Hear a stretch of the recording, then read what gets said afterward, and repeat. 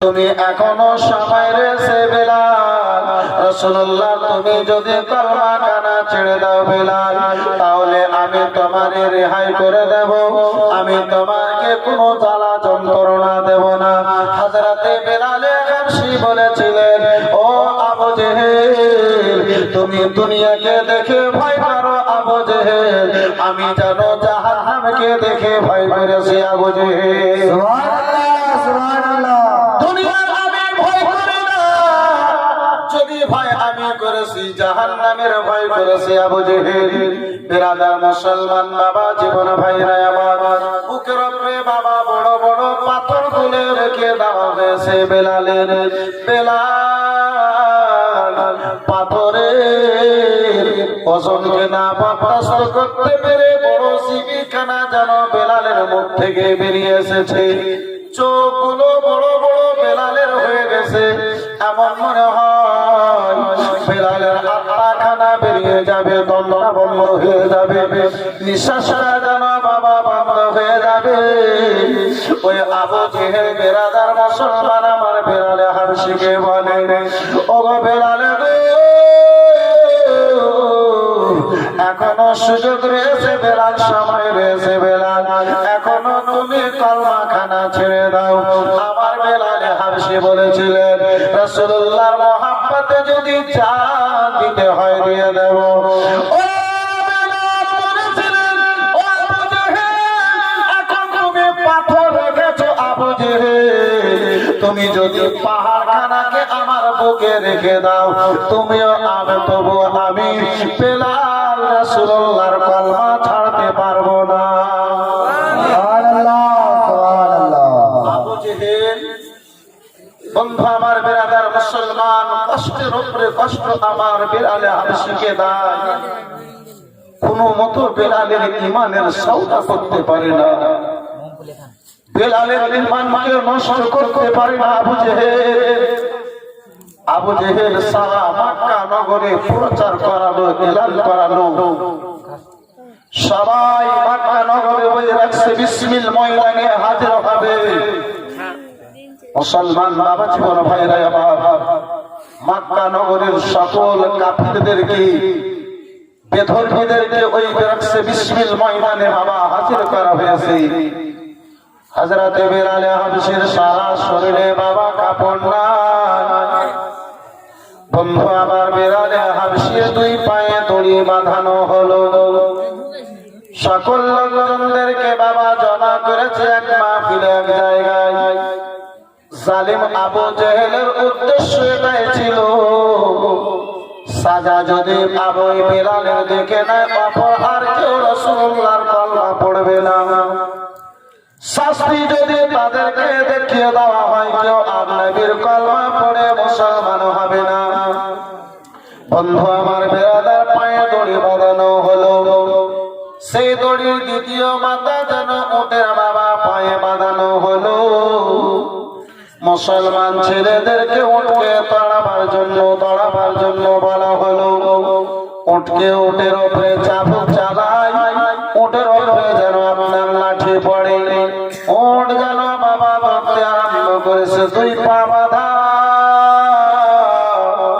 হযরতে বেলাল হাবশী রয়েছেন।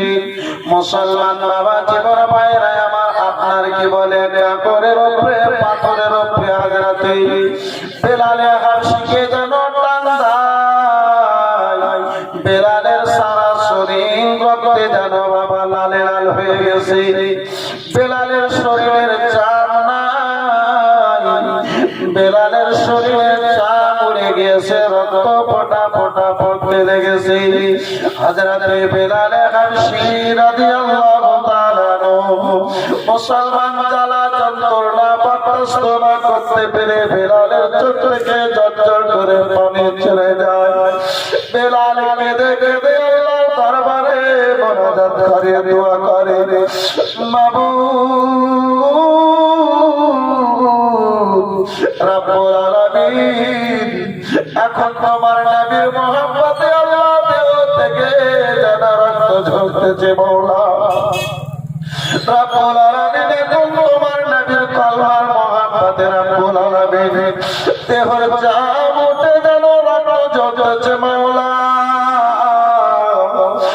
বেলালের দেহ বটকে রাসূলুল্লাহ ইসলামের জন্য রাসূলুল্লাহর কলমা পড়নেওয়ালা উম্মতদের জন্য মাওলা তুমি কবুল করে নাও। সুবহানাল্লাহ সুবহানাল্লাহ। হযরত বেলাল হাবশী রাদিয়াল্লাহু তাআলা আনহু বেরাদার মুসলমান কাতর শুনে আল্লাহর দরবারে মুনাজাত করে। আবু বকর সিদ্দিক সেই রাস্তা দিয়ে যেন চলে যান। আবু বকর দেখেন বেশ কিছু মানুষের কেন ভিড় ময়দানের আশেপাশে। এক পা দুই পা করতে করতে আমার আবু বকর সিদ্দিক বেরাদার ওই রাস্তায় বিসমিল ময়দানের নিকটে গিয়েছে। দেখেন হযরত আবু বকর বেলালের হাবশীর দুই পায়ে দড়ি বেঁধে জালিমেরা ওই আবু জেহেলের দলের লোকেরা বেরাদার পাথরের উপরে যেন টান দেয়, শ্বাস শরীরে বেলালের যেন চাপ নাই। হযরত বেলালের সারা শরীর রক্তে যেন লাল লাল হয়ে গেছে। আবু বকর দেখে বরদাস্ত না করতে পেরে আমার রাসূলুল্লাহর নিকটে টাপ দিয়ে এসেছে। বলে ইয়া রাসূলুল্লাহ, ইয়া নবী গো, ইয়া রাসূলুল্লাহ, আশিক আপনার প্রেমিক ওই বেলালের কষ্ট দেখে আমি আবু বকর বরদাস্ত করতে পারলাম না। ইয়া রাসূলুল্লাহ, বেলালের হাবশীর দুই পায়ে দড়ি বেঁধে জালিমেরা আবু জেহেলের লোকেরা ওই পাথর ওই পাহাড়ের উপরে যেন টান দেয়। ইয়া রাসূলুল্লাহ, সাথেও কানা বেলালের হাবশীর যেন রক্তে লাল লাল হয়ে গেছে। নবী গো, যদি আপনি পারমিশন দেন ইয়া রাসূলুল্লাহ, আমি ওই বেলালের হাবশীকে ফরিদ করে যেন আজাদ করে দিতাম। সুবহানাল্লাহ সুবহানাল্লাহ। ইয়া রাসূলুল্লাহ, হযরত বেলালের হাবশীর কষ্ট বরদাস্ত করতে পারা যায় না। ইয়া রাসূলুল্লাহ, ওই জালিম পাপী ওই দোজখী আবু জেহেল আপনার কলমা পাঠ করনেওয়ালা ওই বেলালের হাবশীকে এত কষ্ট দিয়েছে, এত আঘাত দিয়েছে। ইয়া রাসূলুল্লাহ, নবী আমার বলেন, আবু বকর, তোমার নিকটে যদি অর্থ থাকে আবু বকর, তোমার নিকটে যদি টাকা থাকে আবু বকর, তুমি আমার প্রেমিক বেলালকে খরিদ করে তুমি আজাদ করে দাও, আমার দরবারে হাজির করে দাও। হযরত আবু বকর সিদ্দিক ওই জালিম আবু জেহেলের নিকট থেকে বেরাদার মুসলমান ৫,৫০০ দিরহামে হযরত আবু বকর সিদ্দিক বেলাল হাবশী রাদিয়াল্লাহু তাআলা আনহুকে খরিদ করে আমার রাসূলুল্লাহর দরবারে বন্ধু আমার বেরাদার হাজির করেছিলেন। এই বাবা জীবন ভাইরা আমার, এই বেরাদার মুসলমান, হযরত আবু বকর সিদ্দিক ৫,৫০০ দিরহাম দিয়ে হযরত বেলাল হাবশীকে খরিদ করে আমার রাসূলুল্লাহর দরবারে হাজির করেছিলেন। আব্বা আমার, ভাই আমার, বন্ধু আমার, এই বেরাদার মুসলমান, আজকের মাহফিলে বন্ধু আমার একটু আমি হাত বেরাদার হাত তুলে ওই হযরত বেলাল হাবশীর রক্তের ওয়াসিলা দিয়ে একটু আমি দোয়া করতে চাই। বন্ধু আমার বেরাদার মুসলমান, মাত্র একটা এমন কোন ভাই হবে ৫০০ টাকা হযরত বেলাল হাবশীর মহব্বতে, রাসূলুল্লাহর প্রেমে, আল্লাহর ঘর মসজিদকে ভালোবেসে একটা কোন ভাই বলতে পারবেন? বন্ধু আমার, আগে আমি বলেছি, আমি পূর্বেই বলেছি, আজকে আদায় করব না, তাহলে শুধুমাত্র দোয়া করার উদ্দেশ্যে মাত্র একটা আমার বন্ধুকে, মাত্র একটা আমার বাচ্চিকে, মাত্র একটা আমার ভাইকে, মাত্র ৫০০ টাকা একজনকে দিতে চাই। হবে কোন একজন ভাই আছেন? কোন ভাই? সুবহানাল্লাহ, মাশাআল্লাহ, আলহামদুলিল্লাহ। কি নাম ভাই? শাহজাহান। মাশাআল্লাহ, আলহামদুলিল্লাহ। নারে তাকবীর, যারা ঝুমকে বলো নারে তাকবীর, আর একটু জোরে বলুন নারে তাকবীর, নারে রিসালাত, নারে ইসলাম জিন্দাবাদ, ইসলাম। শাহজাহান আলী সাহেব ৫০০ টাকা দান। আলহামদুলিল্লাহ, জাযাকাল্লাহ, সুবহানাল্লাহ। ভাই বন্ধু আমার বিরাদরান ইসলাম, শোনো যদি বেলালে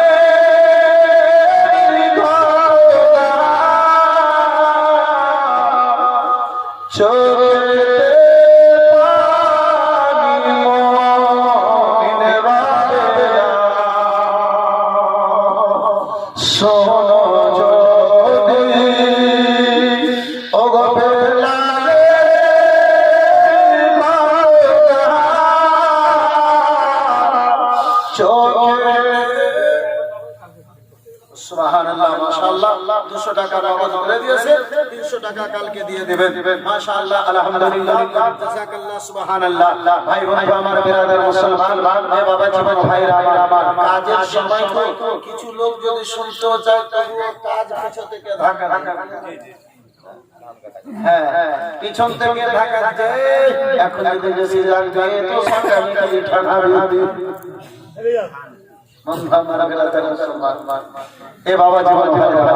কিন্তু আপনার সব সময় দেখতে পাওয়া গেছে শুরু থেকে নিয়ে শেষ পর্যন্ত আজ পর্যন্ত ইনশাআল্লাহ কিয়ামত পর্যন্ত বন্ধু আমার বেরাদার মুসলমান, আপনার নেকির কাজে ভালো কাজে মানুষের সংখ্যা কমই দেখতে পাওয়া যায়।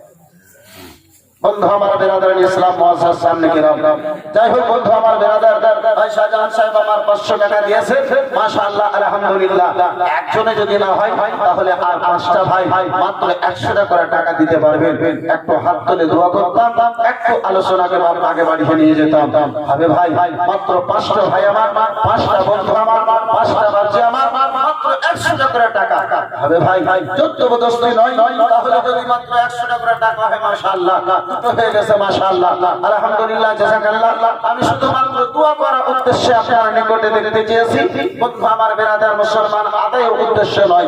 একটা চাট করে 5টা ভাই আমার বলে দেন, আমার মা খালাদের মধ্যে যদি বেশি নয় 3টায় আমার মা যদি 100 করে টাকা দিতে পারতেন তাহলে ইনশাআল্লাহ একটু দোয়া করতাম। মাশাআল্লাহ, হবে আমার মা খালাদের মধ্যে মাত্র 3টা মা 100 করে টাকা, বেশি নয় মাত্র 3টায় আমার মা 100 করে টাকা। মাশাআল্লাহ, আলহামদুলিল্লাহ, জাযাকাল্লাহ, সুবহানাল্লাহ। এই যে দেখেন আমি 5টা চেয়েছিলাম, 5টা চাইতে বেশি হয়ে গেল। মাশাআল্লাহ, আলহামদুলিল্লাহ, জাযাকাল্লাহ। যার কারণে তো শান বলে আরে মানো উসি সে जो दे खुशी से कहो उसी से जो ना कहे किसी से। এমন লোককে বললে যে শাকাল্লাহ হতে হতে পেটে হজম হলো না, সারা আপনার এটাকে কি বলা হলো এক ডালিয়া, সারা এক ডালিয়াতে আপনার প্রচার হয়ে গেল। একটা কথা আমার মনে পড়ে গেল, স্মরণে পড়ে গেল বন্ধু আমার বেরাদার মুসলমান, একটা গ্রামে একটা লোক ছিল যে প্রতিদিন আপনার বিছানায় পেচ্ছাপ করে দিত। ওই লোকটা বিছানায় প্রতিদিন রাত্রিবেলা পেচ্ছাপ করে দিত। বন্ধু আমার বেরাদার, স্বামী পেচ্ছাপ করে, স্ত্রী ভোরে ভোরে পুকুরে উঠে ওই বিছানাটাকে পরিষ্কার করে। মুসলমান পড়োশীর লোকেরা মেয়েগুলো দেখে হয়রান ও পরিশান, ছোট বাচ্চা নাই এই মেয়েটা প্রতিদিন কেন বিছানা ধোয়, কারণটা কি? তাকে পড়োশীর মেয়েটা জিজ্ঞাসা করছে, হ্যাঁ রে বাবু, তোর বাড়িতে ছোট ছেলে পিলে নেই, তাহলে তুই প্রত্যেকদিন বিছানা কেন ধুইস? বলবে না, ও ছাড়বে না। বলছে বুড়ে কাউকে কহিস না, ওই আমার বুদ্ধর বাপ কে नहीं ওই বিছানে পেছাব করে দিচ্ছে। আমাদের বুদ্ধর বাবা বিছানে পেশাব করে দিচ্ছে। বিরাদার ইসলাম মুসলমান, পেটি ছেলে যায় এত বড় কথা আর পেটে হজম হয়? বেরাদার ওখান থেকে আসার পরে অন্য জায়গাতে গেছে, বলছে বুবুরে কিছু জানিস আর কাউকে কহিস না, ওই বন্ধুর বাবা আছে কিনা ও বিছানে মুইটা দিছে। ওখান থেকে উঠে অন্য জায়গাতে গেছে, ও আবার বলছে রে বুবু তুই কিছু জানিস? বলে কি হলো? বলে ওই পাড়াতে বুদ্ধর বাপ নাই, ও বিছানে মুইটা দিছে। গোটা এক ডালিয়াতে সকাল 8টা হতে হতে খবর হয়ে গেছে, কিন্তু নোকটা ছাড়ে না কাউকে কহিস। বন্ধু আমার বেরাদার মুসলমান, যাই হোক বাবা জীবন ভাই আমার একটু মহব্বতে বলুন সুবহানাল্লাহ, সুবহানাল্লাহ, জোরে বলুন সুবহানাল্লাহ, সুবহানাল্লাহ। মায়ের নবী, মায়ের নবী, নবী তো জাহান সাল্লাল্লাহু আলাইহি ওয়াসাল্লামের প্রেমিক হযরতে বেলাল বিরাদর আবু বকর সিদ্দিক খরিদ করে আমার নবী মুস্তাফার দরবারে হাজির করেছেন। আমার নবী মুজাহিদ সাল্লাল্লাহু আলাইহি ওয়াসাল্লাম বলেন, ও আবু বকর, তুমি যদি ইচ্ছা করো আবু বকর, তারে তুমি আজাদ করে দিতে পারো। আবু বকর বলেন, ইয়া রাসূলুল্লাহ, আমি বেলালকে খরিদ করে যেন আজাদ করে দিলাম। হযরতে বেলাল হযরতে নবী দুজাহান আমার সাল্লাল্লাহু আলাইহি ওয়াসাল্লাম বলেন, ও বেলাল, তুমি যদি ইচ্ছা করো বেলাল, তুমি মদিনাতে তুমি মক্কা নগরে থাকবে। তোমার যদি ইচ্ছা হয় বেলাল, তুমি হাবশা দেশে চলে যাবে। বেলাল হযরতে বেলাল হাবশা বলেছিলেন, ইয়া রাসূলুল্লাহ, ইয়া হাবিবি নবী গো, যদি ইয়া রাসূলুল্লাহ বুকে পাথর রেখেছি, আপনার প্রেম ভালোবাসায় বুকে পাথর রেখেছি। ইয়া রাসূলুল্লাহ, ঠান্ডায় সারা রাত্রি যদি পাথরে বসে কাকগত করেছি, ইয়া রাসূলুল্লাহ আপনার মহব্বতে পড়ে করেছি। নবী গো, সারা শরীরের চাপ যদি গিয়েছে ইয়া রাসূলুল্লাহ, সারা শরীরের যদি রক্ত কানা গিয়েছে ইয়া রাসূলুল্লাহ, একমাত্র আপনার মহব্বতে গিয়েছে ইয়া রাসূলুল্লাহ, আপনার কলমার জন্য গিয়েছে ইয়া রাসূলুল্লাহ। ইয়া রাসূলুল্লাহ আলাইকা সালাম। নবী গো, আমি হাবশাতে যেতে চাই না, আমি আপনার গোলামিতে একটু কোন জায়গা চাই। সুবহানাল্লাহ, সুবহানাল্লাহ।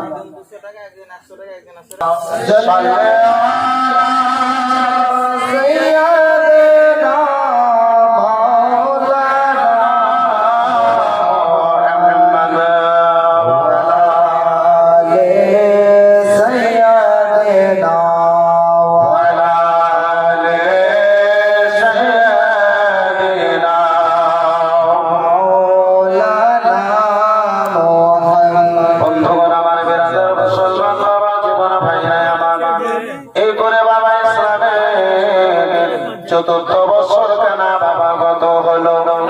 এই বিরাদার মুসলমান ইসলামের পঞ্চম বছর বন্ধু আমার বিরাদার আরম্ভ হলো ইসলাম প্রচারে।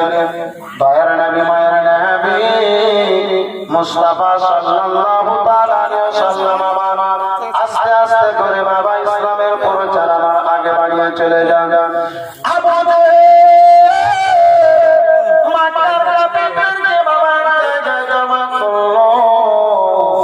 উতবা বিন নবীকে জানো তৈরি করলো। ও উতবা বিন নবী, ওই মুহাম্মদ ইবনে আব্দুল্লাহর চাচা আবু তালেবকে যে বলে দাও, আমরা নিজের হাত পা জমা করে আমরা থাকবো না। এবারে আবু তালেবকে যে বলে দাও, আবু তালেব নিজের ভাতিজাকে আমাদের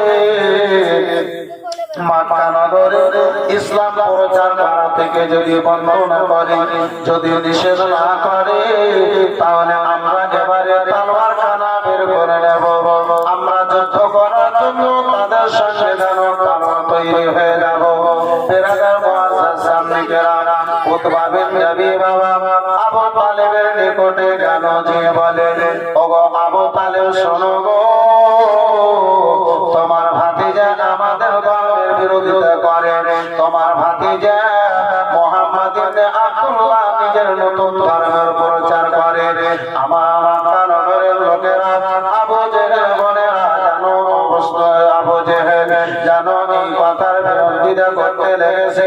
আবু জেহেল জানো বলে পাঠিয়েছে, তুমি তোমার ভাতিজাকে ইসলাম প্রচার থেকে যদি বাধা না দাও, তুমি তোমার ভাতিজাকে ইসলাম প্রচার করতে যদি নিষেধ না করো, তাহলে আর তোমাদের দিকে আর আমরা দেখতে পারবো না। তাহলে আমাদের তলোয়ার খানা বেরিয়ে যাবে, যুদ্ধ আমাদের মধ্যে যেন হয়ে যাবে। বিরাদার মুসলমান আবু তালেব উতবা বিন নবীকে বলে, ও উতবা বিন নবী, যাও যাও, আমার ভাতিজাকে আজকে আমার নিকটে আসতে দাও, বাড়ি ফিরে আসতে দাও। আমার ভাতিজাকে আজকে আমি বুঝাবো, আজকে আমি যতটুকু পারবো আমি বোঝাবার চেষ্টা করবো। সন্ধ্যা হয়েছে, দয়ার নবী মায়ার নবী নবী দুজাহান সাল্লাল্লাহু তাআলা আলাইহি ওয়াসাল্লাম আমার ইসলাম প্রচার করে বাড়ি ফিরেছেন। চাচা যান যেন শতদিন ও ভাবি যা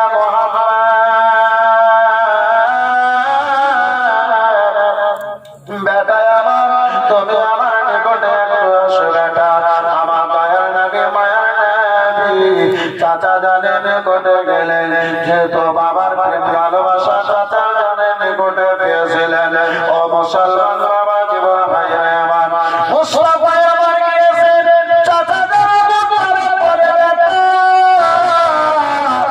আবু জেহেলের পক্ষে থেকে লোক আবু জেহেল তরফ থেকে লোক যেন আমার নিকটে এসেছিল।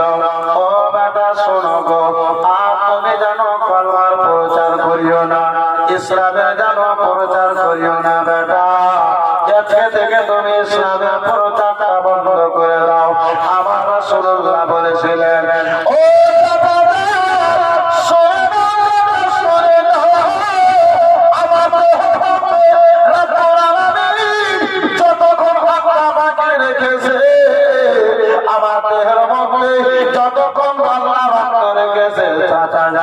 আমার আল্লাহ যতদিন নিষেধ করে দেবে না ততক্ষণ পর্যন্ত আমি কলমার প্রচার বন্ধ করে দেব না।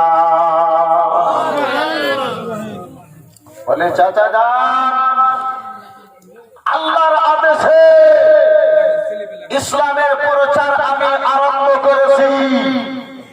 যতক্ষণ আমার রব্বুল আলামিন আমার ইসলামের প্রচার করতে নিষেধ করে দেবে না ততক্ষণ আমি ইসলামের প্রচারকে বন্ধ করে দেব না।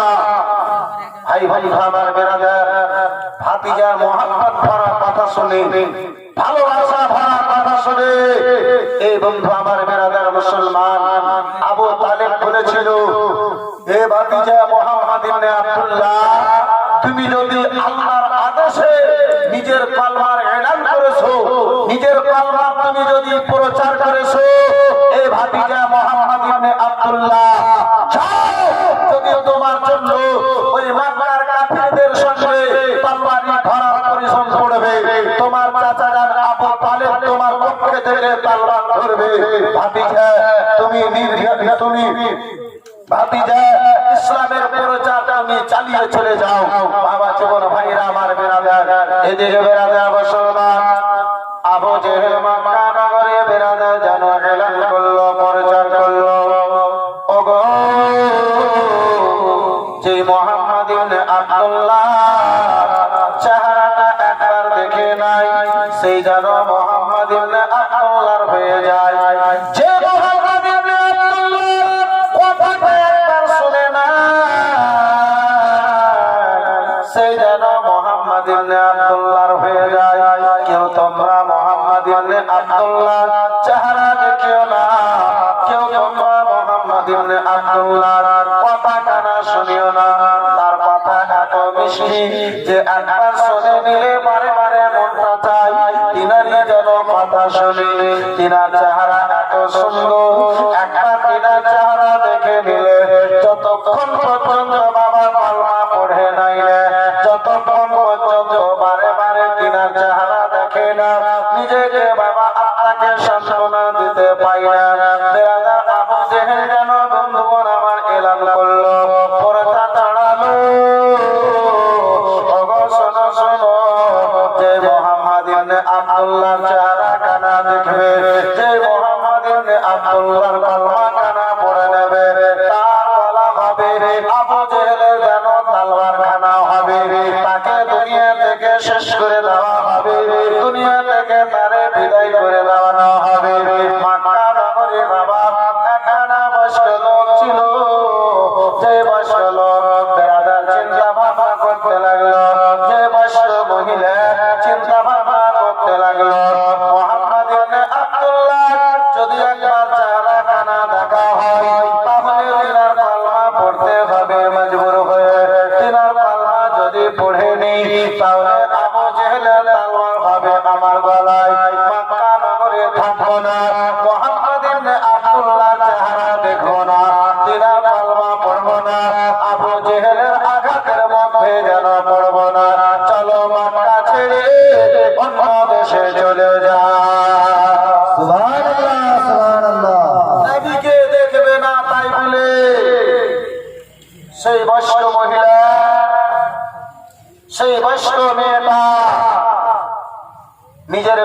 মুসলমান ব্যাটের পত্র রেডি করলো, সামান নিজের তৈরি করলো, মোহাম্মদ নবীকে দেখবে না, আমার রাসূলুল্লাহকে সেই বৈষ্ণব মহিলা দেখবে না। তাই বন্ধু আমার বেরাদার মুসলমান ব্যাটের পত্র বাবা রেডি করেছে, পুটলি বৈষ্ণব মহিলা রেডি করেছে, কিন্তু যার চাইতে পুটলি তার ভারী হয়ে গেছে।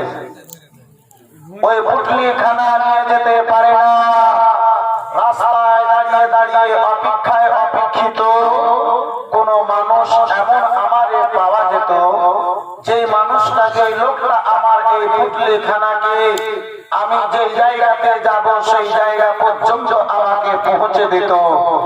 এমন লোকের অপেক্ষায় অপেক্ষিত বন্ধু আমার বেরাদার ইসলাম মুআসসাস সামনে কেরাম ওই বৈষ্ণব মহিলা দেখেন একটা যুবক ওই রাস্তা দিয়ে যেন চলে আসতেছে।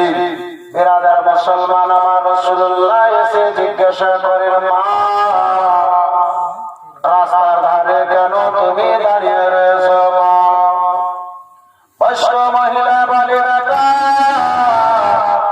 শুনেছি মক্কা নগরে একজন নামে মুহাম্মদ জন্ম নিয়েছে।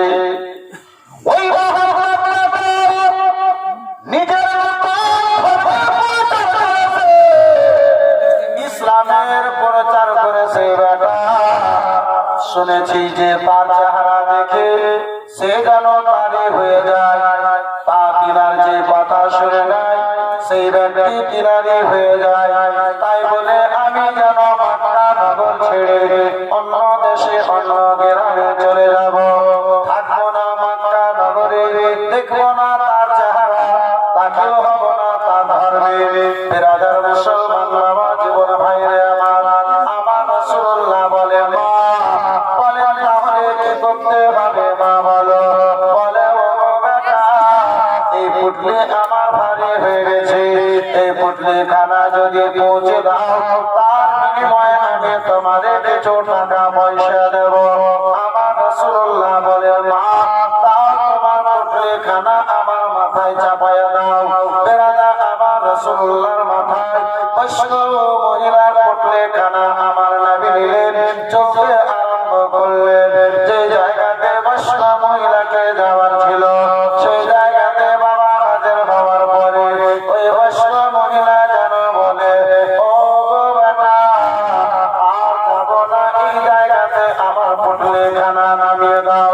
আমার রাসূলুল্লাহ পুটলি নামালেন, নবী আমার সেখান থেকে চলতে আরম্ভ করলেন। বৈষ্ণব মহিলা যেন বলেন, ও বেটা কেন তুমি চলে যাও? লাডেরা দোলারা কেন তুমি চলে যাও? তুমি নিজের মজুরি নেবে না? যে মেহনত করে তুমি আমার পুটলি নিয়ে এসেছো, কি তুমি আমার নিকটে টাকা নেবে না? আমার রাসূলুল্লাহ বলেন, মা গো আমি কারো নিকটে টাকা নেওয়ার জন্য জগতে আসেনি, আল্লাহ রাব্বুল আলামিন আমাকে মানুষের সাহায্য করার জন্য পাঠিয়েছে।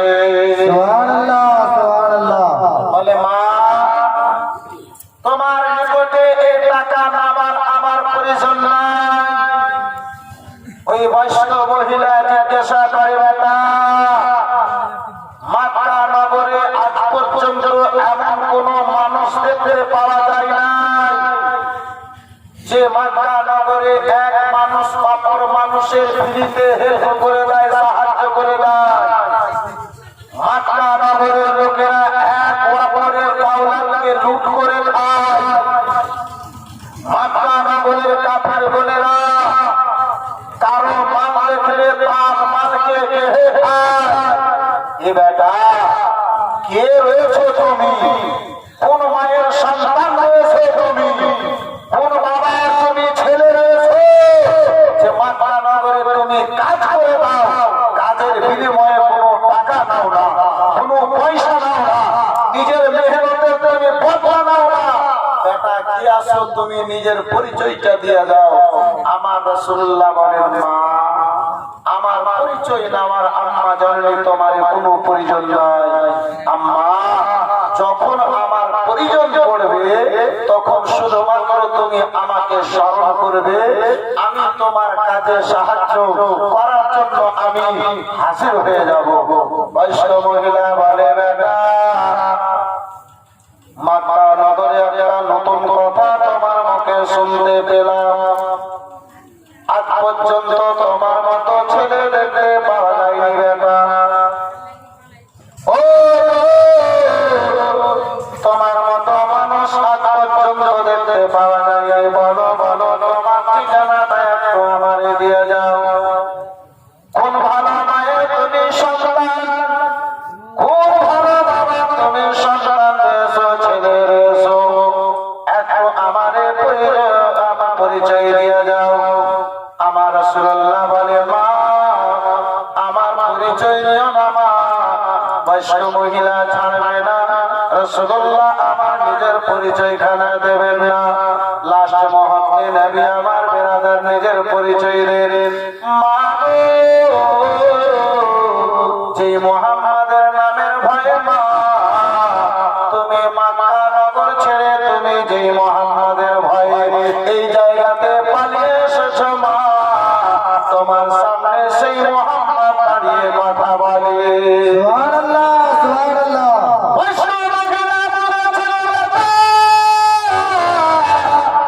যদি তুমি নিজের ধর্মের প্রচার করে থাকো বেটা, যদি তুমি নিজের ইসলামের প্রচার করে থাকো বেটা, ওই আবু জেহেলের কথা মিথ্যা হতে পারে, আবু লাহাবের কথা মিথ্যা হতে পারে, উতবার কথা মিথ্যা হতে পারে, শাইবার কথা মিথ্যা হতে পারে, রাবিয়ার কথা মিথ্যা হতে পারে, মক্কার বড় বড় আবু জেহেল এবং বড় বড় কাফিরদের কথা মিথ্যা হতে পারে। ও বেটা মুহাম্মদ, যদি তুমি নিজের ধর্মের প্রচার করে থাকো, নিজের নবুয়তের এলান করে থাকো, তুমি নবী এটা কথা তুমি যদি প্রচার করে থাকো বেটা, তাহলে তোমার কথা মিথ্যা হতে পারে না। তোমার কথা বেটা মিথ্যা হতে পারে না। তাহলে তুমি আমাকে আর লেট করিও না, তাড়াতাড়ি করে কলমা পড়িয়ে নিজের ইসলামের মধ্যে দাখিল করে নাও। বেরাদার মুসলমান, আমার রাসূলুল্লাহর চরিত্র দেখে আমার রাসূলুল্লাহ থেকে বাবা দূর পালাতে ছিল।